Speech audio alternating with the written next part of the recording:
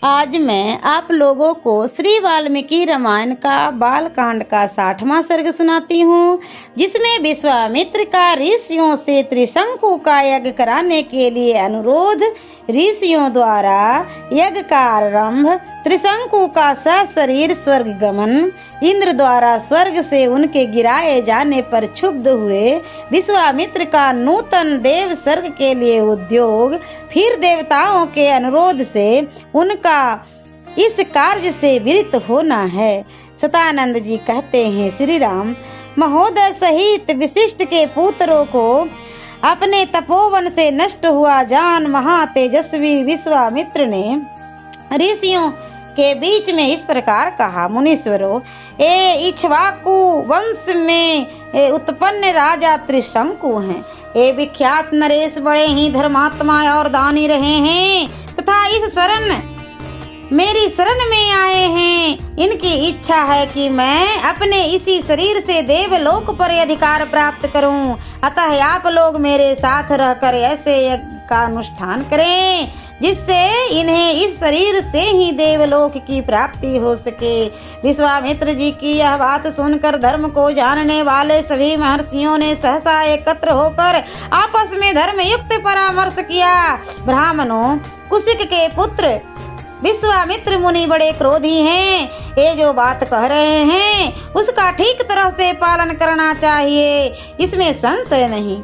ये भगवान विश्वामित्र अग्नि के समान तेजस्वी हैं। यदि इनकी बात नहीं मानी गई तो ये रोष पूर्वक श्राप दे देंगे। इसलिए ऐसे यज्ञ का आरंभ करना चाहिए जिससे विश्वामित्र के तेज से इक्ष्वाकु कुल नंदन त्रिशंकु सशरीर स्वर्गलोक में जा सके। इस तरह विचार करके उन्होंने सर्वसम्मति से यह निश्चय किया कि यज्ञ आरंभ किया जाए। ऐसा निश्चय करके महर्षियों ने उस समय अपना अपना कार्य आरंभ किया। महातेजस्वी विश्वामित्र स्वयं ही उस यज्ञ में याजक हुए। फिर क्रमशः अनेक मंत्रवेता ब्राह्मण ऋतिज्व हुए, जिन्होंने कल्प शास्त्र के अनुसार विधि और मंत्रोच्चारण पूर्वक सारे कार्य संपन्न किए। तदंतर बहुत समय तक यत्न पूर्वक मंत्र पाठ करके महातपस्वी विश्वामित्र ने अपना अपना भाग ग्रहण करने के लिए संपूर्ण देवताओं का आह्वान किया, परंतु उस समय वहां भाग लेने के लिए वे सब देवता नहीं आए। इससे महामुनि विश्वामित्र को बड़ा क्रोध आया और उन्होंने सुरवा उठाकर रोष के साथ राजा त्रिशंकु से इस प्रकार कहा, नरेश्वर, अब तुम मेरे द्वारा उपार्जित तपस्या का बल देखो। मैं अभी तुम्हें अपनी शक्ति से सशरीर स्वर्गलोक में पहुंचाता हूँ। राजन, आज तुम अपने इस शरीर के साथ ही दुर्लभ स्वर्गलोक को जाओगे। नरेश्वर, यदि मैंने तपस्या का कुछ भी फल प्राप्त किया है तो इसके प्रभाव से तुम सशरीर स्वर्गलोक को जाओ। श्री राम विश्वामित्र मुनि के इतना कहते ही राजा त्रिशंकु सब मुनियों को देखते देखते उस समय अपने शरीर के साथ ही स्वर्गलोक को चले गए। त्रिशंकु को स्वर्गलोक में पहुंचा हुआ देख समस्त देवताओं के साथ पाक शासन इंद्र ने उनसे इस प्रकार कहा, मूर्ख त्रिशंकु, तू फिर यहाँ से लौट जा, तेरे लिए स्वर्ग में स्थान नहीं। तू गुरु के श्राप से नष्ट हो चुका है, अतः नीचे मुंह किए पुनः पृथ्वी पर गिर जा। इंद्र के इतना कहते ही राजा त्रिशंकु तपोधन विश्वामित्र को पुकार त्राही त्राही की रट लगाते हुए पुनः स्वर्ग के नीचे गिरे। चीखते चिल्लाते हुए त्रिशंकु की वह करुण पुकार सुनकर कौशिक मुनि को बड़ा क्रोध हुआ। वे त्रिशंकु से बोले, राजन, वहीं ठहर जा, वहीं ठहर जा।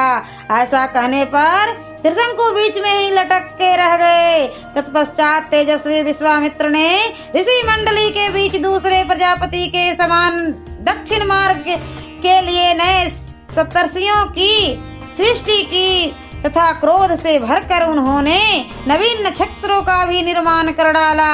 वे महायशस्वी महामुनि क्रोध से कलुषित हो दक्षिण दिशा में मंत्री ऋषि मंडली के बीच नूतन नक्षत्र मालाओं की सृष्टि करके यह विचार करने लगे कि मैं दूसरे इंद्र की सृष्टि करूंगा अथवा मेरे द्वारा रचित स्वर्ग लोक बिना इंद्र के ही रहेगा।